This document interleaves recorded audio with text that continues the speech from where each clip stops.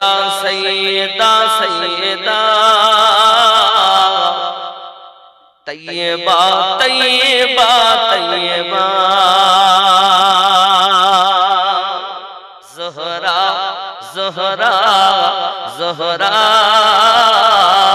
فاطمہ فاطمہ فاطمہ سیدہ سیدہ سیدہ سیدہ سیدہ سیدہ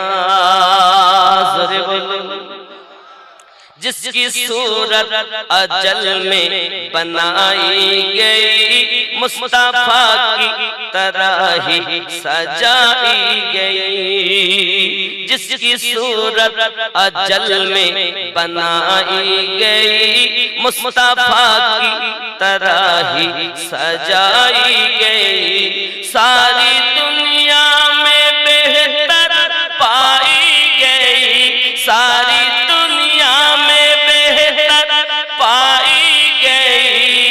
رب کی قرآن دیتا ہے جس کا پتا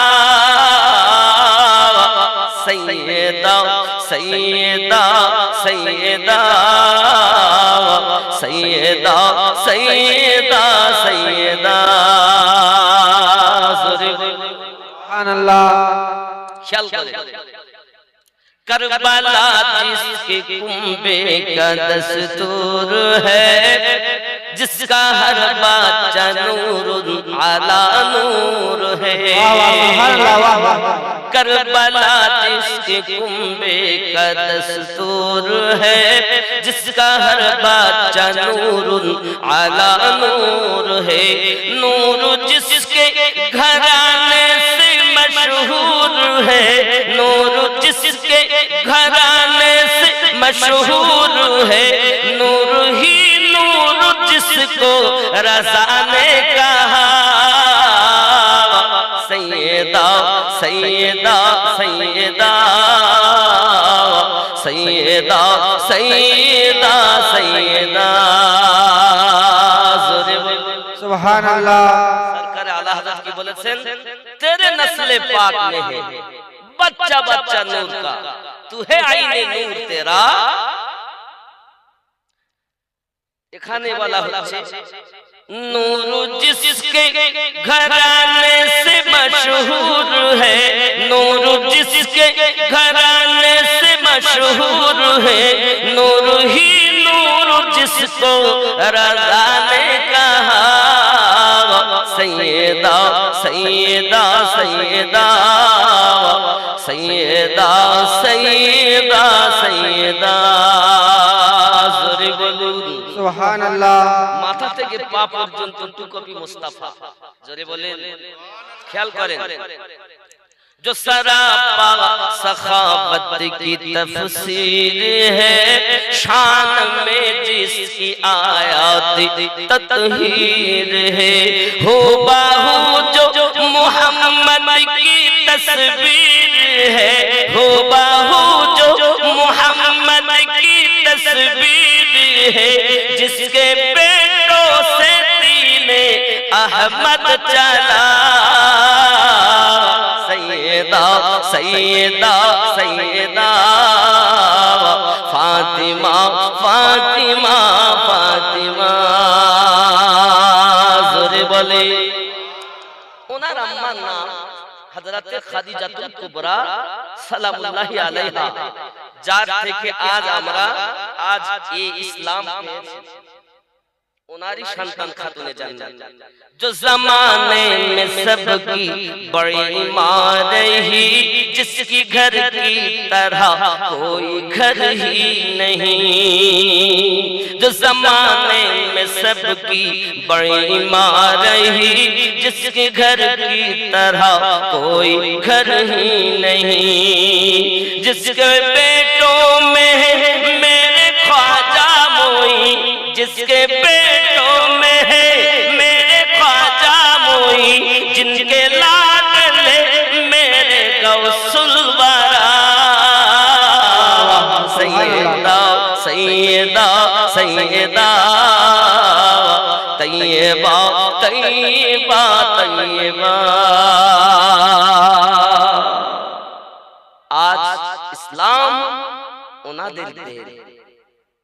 ঠিক না ভুল? জি, ইসলামটাকে প্রচার করতে কত কষ্ট। আব্বাজি আমার আপনার নবী নিজের খুন মোবারক ঝরিয়েছেন।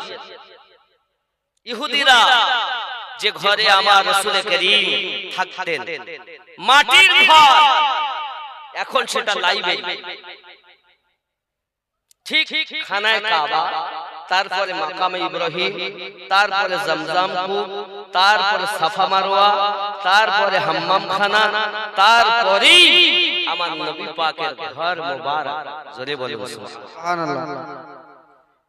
হাম্মাম খানা বলতে গোসল মানে পায়খানা বাথরুম, আর ওই জায়গাটা হলো আবু জাহেলের স্থান। আর যতবার পায়খানা পেশাব করবে তত বেশি নেকি। হাগো আজ পর্যন্ত মাওলানারা বলে সুবহানাল্লাহ পড়লে নেকি হয়, আলহামদুলিল্লাহ পড়লে নেকি হয়, আল্লাহ আল্লাহ করলে নেকি হয়, হাগিলেও কি নেকি হয়?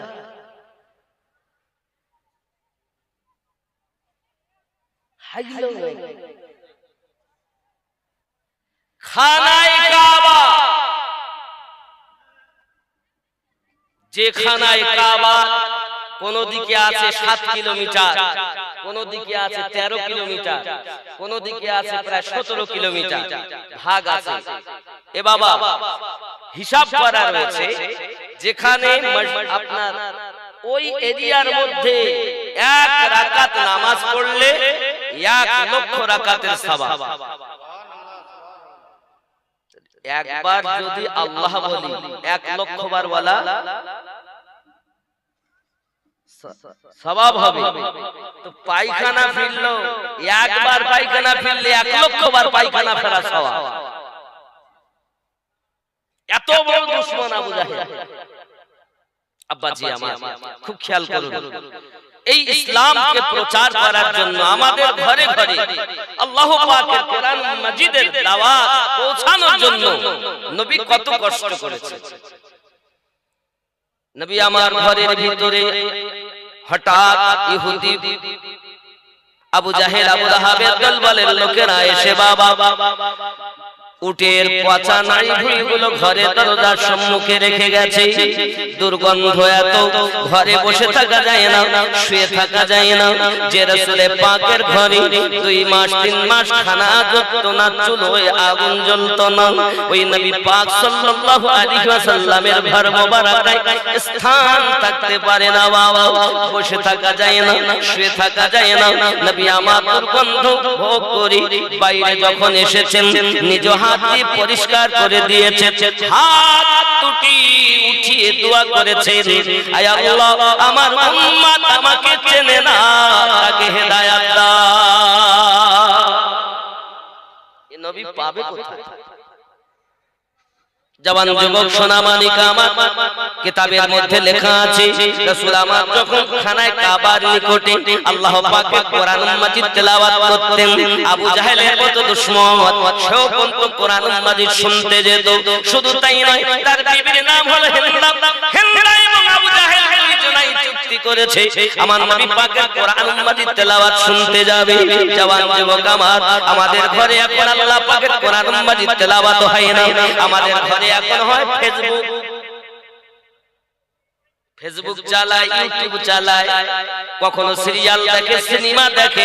আল্লাহর নবীর আশিক ফেসবুক চালানো বন্ধ করে দি, আল্লাহ পাকের কোরআন মাজিদ তেলাওয়াত করো, ইহ জগতে লাভ হবে, পর জগতে লাভ হবে। ঠিক না আব্বা আমার? আমার নবী পাক সাল্লাল্লাহু আলাইহি ওয়াসাল্লাম এখনো দুনিয়ার জমিনে তার মিলাদে পাক হয় নাই। একজন ব্যক্তি, তার নাম হলো হযরত সালমান ফারসি, সাহাবী রাসূল হযরত সালমান রাদিয়াল্লাহু তাআলা আনহু, বাপের একমাত্র ছেলে। লিখতেছে কেউ বলেছে তার পিতা ছিল রাজা, কেউ বলেছে তার পিতা ছিল আপনার উজির, কেউ বলেছে মন্ত্রী। সোনা মানিকেরা আমার, বাপের একমাত্র ছেলে, ঘরের ভিতরে থাকে, পিতা তাকে অগ্নি অগ্নি পূজা করা। হযরত সালমান রাদিয়াল্লাহু তাআলা আনহু আপনার অগ্নি পূজা করতেছে বাবা। একদিনের ঘটনা, পিতা তাকে ডাক দিয়ে বলে, ও বাবা, আমি আজ একটু অন্য কাজে যাই, ক্ষেত খামার আছে, তুমি একটু আজকে বাইরে যাও আর আমার বাইরেটা একটু তুমি সামলিয়ে এসো। হযরত সালমান রাদিয়াল্লাহু তাআলা আনহু বাইরে বেরিয়েছেন অনেকদিন পর। বাইরে বার হওয়ার পরে হঠাৎ করে দেখে একটা গির্জায় বাবা আমার কিছু মানুষ যেন কিছু তেলাওয়াত করতেছে, পড়াশোনা করতেছে। যারা দেখবেন বন্দিশালায় থাকে, হঠাৎ যদি তারা বার হয় তো নিত্যানন্দ দেখে বড় খুশি হয়। মনের ভিতরে আগ্রহ জাগলো যে ঘরের মধ্যে এরা কি করছে দেখি। ওখানে যেই গিয়েছেন বাবা, ছোট বালক দেখে কয়েকজন মানুষ তারা ইনজিল শরীফ তেলাওয়াত করছে। কি শরীফ? ইনজিল। বন্ধু এতদিন সালমান অগ্নি পূজা করে, হঠাৎ ইনজিল শরীফ তেলাওয়াত নতুন একটি জিনিস দেখে মনের ভিতরে আগ্রহ জাগলো। চুপ করে বসে বসে শুনে। তাদের যখন ইনজিল শরীফ তেলাওয়াত হয়, মাঝে মাঝে ওই ইনজিল শরীফের মধ্যে আমাদের নবীর নাম মোবারক শোনা যায়। তাদের মধ্য থেকে আলোচনা হয়, কেউ যদি আমরা ওই হাবিবের মুহাম্মদ সাল্লাল্লাহু আলাইহি ওয়াসাল্লামের উম্মত হতে পারতাম, আমরা বড় সৌভাগ্যবান মনে করতাম। আমরা যদি ঈসা নবীর উম্মত না হয়ে যার নাম ইনজিল শরীফে বারবার তেলাওয়াত হয় তার উম্মত যদি হতে পারতাম, নিজেদেরকে ধন্য মনে করতাম। চিৎকার মেরে বলুন না ইয়া রাসূলুল্লাহ। সালমান ফারসি রাদিয়াল্লাহু তাআলা ওই বাচ্চা জিজ্ঞাসা করে, বাবুরা একবার কি দয়া করে আমাকে বলবেন, আপনারা যে নামটা বারবার ইনজিল শরীফে পড়তেছেন, নামটা হযরত মুহাম্মদ সাল্লাল্লাহু আলাইহি ওয়াসাল্লাম, তিনি কে? আমার একটু জানার ইচ্ছা হয়, আমার একটু বোঝার ইচ্ছা হয়। আপনারা বা কি তেলাওয়াত করতেছেন, এটা বা কোন ধর্ম একটু বলবেন না? সঙ্গে সঙ্গে তারা বলে, বাবু এই ধর্মটা আমাদের নাম হল ঈসাই ধর্ম, আমরা হলাম খ্রিস্টান। কি ধর্ম? খ্রিস্টান, ঈসাই ধর্ম। কিন্তু আপনারা যে বারবার একটা নাম পড়ছেন আর তার উম্মত হওয়ার জন্য আপনারা দাবি প্রকাশ করছেন, তিনি কে? তাদের মধ্য থেকে আলোচনা হয়, বাবু তিনি সেই মুহাম্মদ সাল্লাল্লাহু আলাইহি ওয়াসাল্লামকে যদি আল্লাহ পাক সৃষ্টি না করতেন তাহলে तमाम জাহান কিছুই তৈরি হতো না। মনের ভিতরে আগ্রহ জাগলো, মনের ভিতরে আপনার কিনা মনের ভিতরে ধ্যান ধারণা জাগলো, কোথায় গো নবীকে পাবো, আমি সেই নবীকে কোথায় পাবো, কিভাবে পাবো? চিন্তা চেতনায় থাকে বাবা। মনের ভিতরে রেখা দাগ কেটে উঠেছে। মনের ভিতরে দাগ যখন কেটে উঠেছে, হঠাৎ হযরত সালমান রাদিয়াল্লাহু তাআলা আনহু বাড়িতে এসেছেন। বাড়িতে আসার পরে পিতা জিজ্ঞাসা করে, সালমান কি ব্যাপার, তুমি কাজ করো নাই? ওগো পিতা, রাস্তায় দেখলাম একটি গির্জার মধ্যে কিছু মানুষ একটি কিতাব পড়তেছে, ওই কিতাবটার নাম নাকি ইনজিল শরীফ। আমি ওই কিতাব শুনতেছিলাম, এত সুন্দর নতুন নতুন তারা কথা বলে, এক আল্লাহর ইবাদতের কথা বলে। আমার অগ্নি পূজা করতে ভালো লাগে না, আমার মন বলে আমি যদি ওই নবীকে পেতাম আমিও তার প্রেমে পড়ে যেতাম।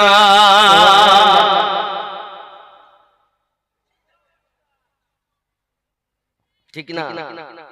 ও গো মোদের দয়ার নবী, তুমি মোদের সাহারা, তোমায় সারাইতে পারি না। ইয়া রাসূল, খুব জোরে, ইয়া রাসূলুল্লাহ, ইয়া হাবিবাল্লাহ, ইয়া রাসূলুল্লাহ, ইয়া হাবিব। ও গো মোদের মায়ার নবী, তুমি মোদের সাহারা, তোমায় ভালো লাগে না।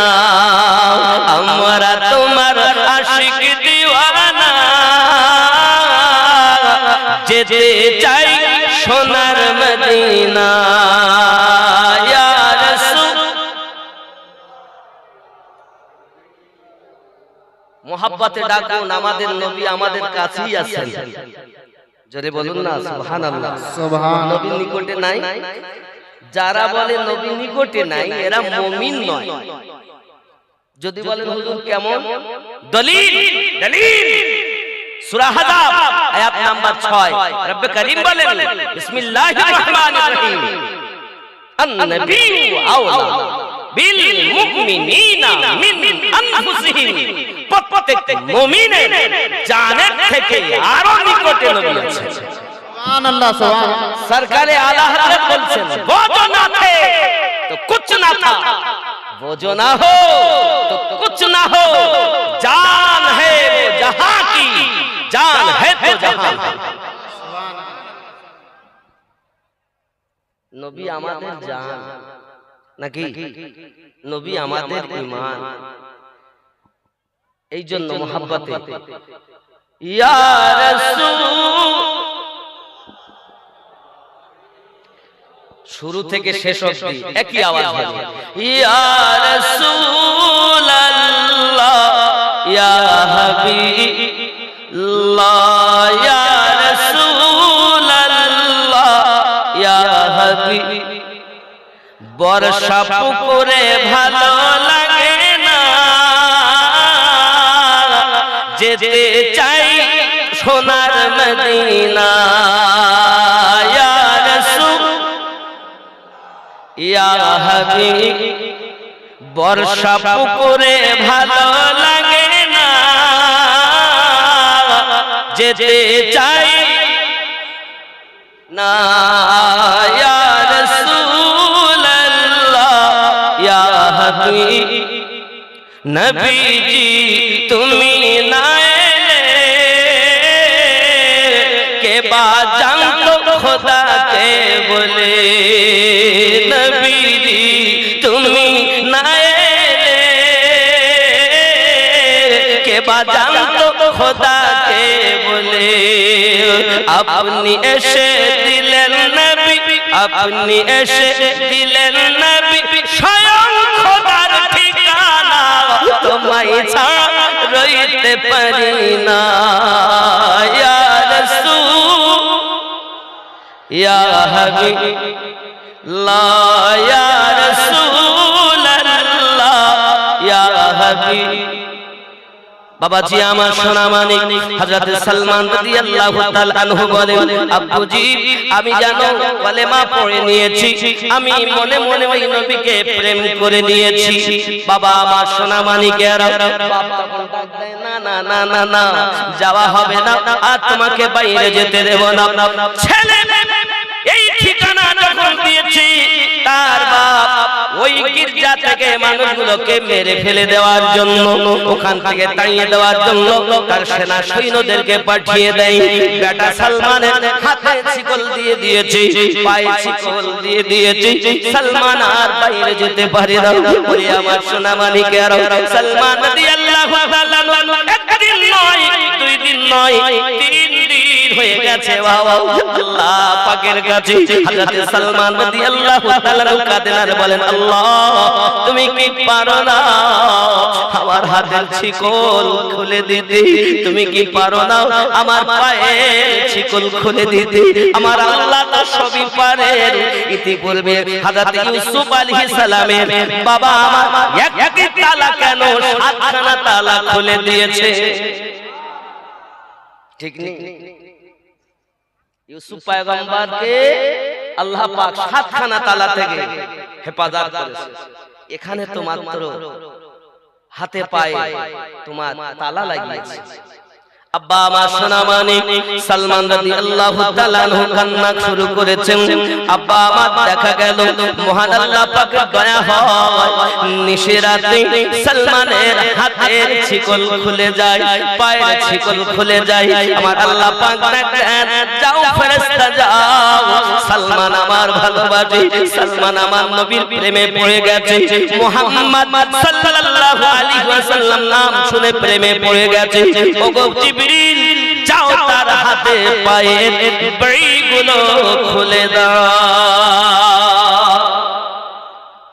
বন্ধুরে মন করে একবার দেখে দেখুন, আমি আমার রাসূল পাকের একজন প্রিয় সাহাবী হযরত সালমান রাদিয়াল্লাহু তাআলা জীবনী আপনাদের কাছে তুলে ধরতে চাই। বাবা, আমরাও মুসলমান, তারাও ছিলেন মুসলমান।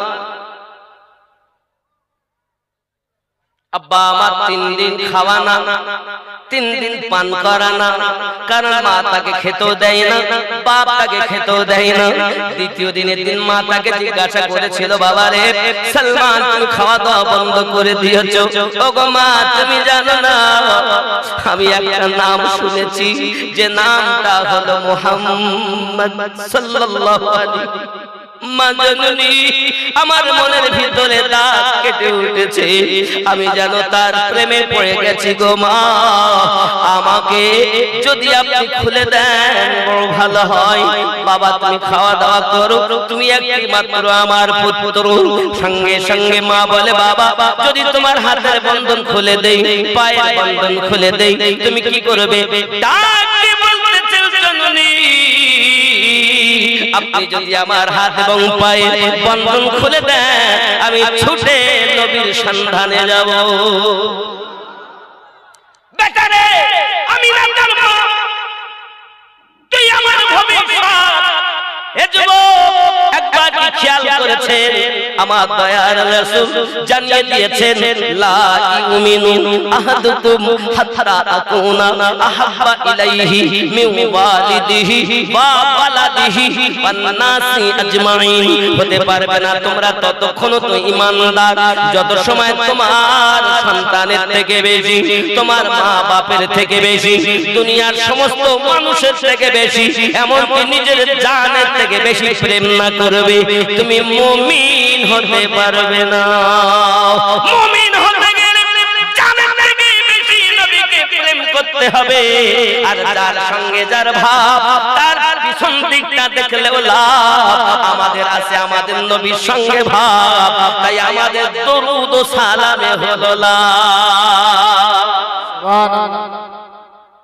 ঠিক নেই? আপনাদের বর্ষাপুকুর কোন ছেলে কোন মেয়েকে ভালোবাসে? এখন বলে, শোনো আমাদের ওখানে জালসা, আমিরুল ইসলাম চতুর্বেদী আসবে, 24 পরগনা থেকে আমিনুদ্দিন ভাই আসবে, তুমি আমার সঙ্গে দেখা করো। কোথায় পাবো? তাই কোথাও দেখা হোক আর না হোক, গেটের পাশে থেকো, আমি ভিতরে যাবো, যখন তুমি দেখে কি পরে থাকবে, এই এই পোশাক। ঢুকছে যখন, ও কিন্তু সব সময় চিন্তায় আছে যে দেখা হয় না অনেকদিন, একবার যদি দেখতাম। তো ভিতরে ঢুকছে, মানুষের ভিড়ে ও কিন্তু পিছন দিকটা দেখে, সামনেটা দেখতে পায়, ওই পিছনটাই দেখে দেখে দিয়েছে, কলিজায় শান্তি। কেন? ওর সাথে ও ভাব, তাই পিছন দিকটা দেখলেও, কথা বলেন, পিছন দিক দেখলেও তা আমাদের নবী পাকের সঙ্গে আছে ভাব, তাই সালাম কি আমি লাভ। তোমাদের নাই ভাব, তাই তোমাদের নাই লাভ। আমাদের ভাব আছে, তাই লাভ আছে। কথা কি বুঝতেছেন না? তো ভাব যখন হয়ে যায়, তার প্রত্যেকটি জিনিস তার কাছে ভালো লেগে যায়। এটার নাম হলো প্রেম। এটার নাম কি? প্রেম, ভালোবাসা। ঠিক কি না? আব্বাজি আমার সোনা মানিকেরা, 3 দিনের দিন যখন অটোমেটিক রাতের বেলাতে তার হাত এবং পায়ের বন্ধন খুলে গেল, সালমান রাদিয়াল্লাহু তাআলা আনহু ওখান থেকে পার হয়ে যাতে গিয়ে বলছে, ভাইজান কে কোথায় আছেন? আপনারা এখনই পার হয়ে যান, আমার পিতা সেনা সৈন্য ছুঁয়ে দিয়েছে, তারা আপনাদেরকে মারার জন্য আসতেছে। তারা সব পালিয়ে যায়। সালমান রাদিয়াল্লাহু তাআলা আনহু ওখান থেকে আপনার কিনা হেঁটে হেঁটে হেঁটে হেঁটে চলেছেন। বাবা আমার দরিয়ার কিনারায় পৌঁছে গেছে, চিন্তা করছে আমি কোথায় যাব, কিভাবে পার হব। ওগো মহান আল্লাহ, তুমি যে তামাম দুনিয়া সৃষ্টি করেছো, আমি যে ইনজিল শরীফে নামটা শুনলাম, তার প্রেমে পড়ে গেলাম। তোমার দয়া, তুমি যদি আমাকে নিয়ে যাও, কোথায় নিয়ে যাবে আমি জানি না। হযরত সালমান রাদিয়াল্লাহু তাআলা সমুদ্রের কিনারায় আরব সাগরের কিনারাতে এমনি করে যখন কান্না করতেছে, আমার আল্লাহ পাকের দয়াতে সালমান রাদিয়াল্লাহু তাআলা আরব সাগর পার হয়ে গেছে।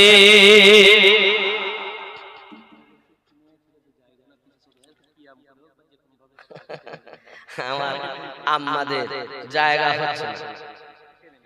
ও আমার মা খালা শুনে নেন, রাতের বেলা করবেন না ঝালাপালা, শুধুমাত্র সামনের দিকে আগানোর জন্য একটু আপনাদের অনুরোধ করা হয়।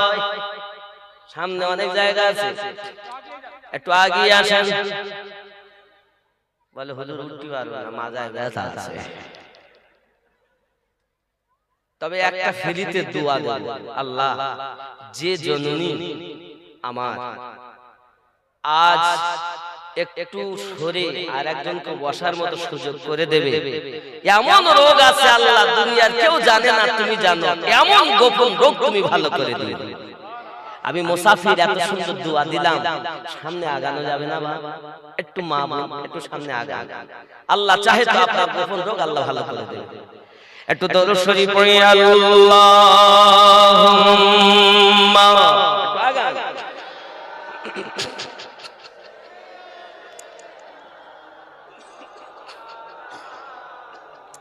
وعلى آل سيدنا ওগো চাঁদ তুমি বলে দাও আমার নবীজি কোথায়। জোরে বল। অনেক মায়েরা শুনছেন না, শুনলে বলবো না, একটু সরেন, সরে সরে জায়গা দেন। জি একটু একটু সাইড দিয়ে এসে সাইডে আসুন, জায়গা আছে। কি করব বলেন, আসলে আল্লাহ পাকের প্রেমিকা বান্দি উপস্থিত হয়ে গেছে, কিছু করার নাই। যতটা হয় বসার সুযোগ করে। একটু জোরে বলুন ইয়া রাসূলুল্লাহ, আর একটু জোরে বলুন ইয়া রাসূল। ও গো চাঁদ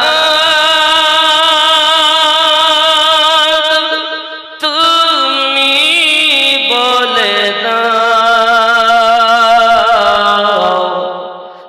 আমার নবীজি কোথায়। কোথায় গেলে পাবো নবীকে, কোথায় গেলে পাবো নবীকে, পাক নবীজির রওজায়। ওগো চাঁদ তুমি বলে দাও আমার নবীজি কোথায়। জোরে বল।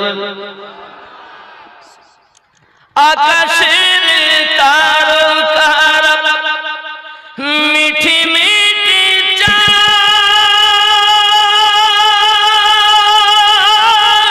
নবীর আলোয় তারা নিজেকে হারায়। ও গো চাঁদ তুমি বলে দাও আমার নবীজি কোথায়। কোথায় গেলে পাবো নবীকে, কোথায় গেলে পাবো নবীকে, পাক নবীজির রওজায়। জোরে বল সুবহানাল্লাহ। হজে যাওয়ার ইচ্ছা আছে? কথা বলেন। উমরা আল্লাহর কাছে নিয়ত করুন, এখন বেশি খরচা না, 1,20,30,000 টাকা হলেই উমরা হয়ে যাবে। নবীর দেশটা দেখে আসুন, মাটির ঘরে থেকে তামাম পৃথিবীর ভিত নাড়িয়ে দিয়েছেন তিনি আমাদের নবী। লাখো লাখ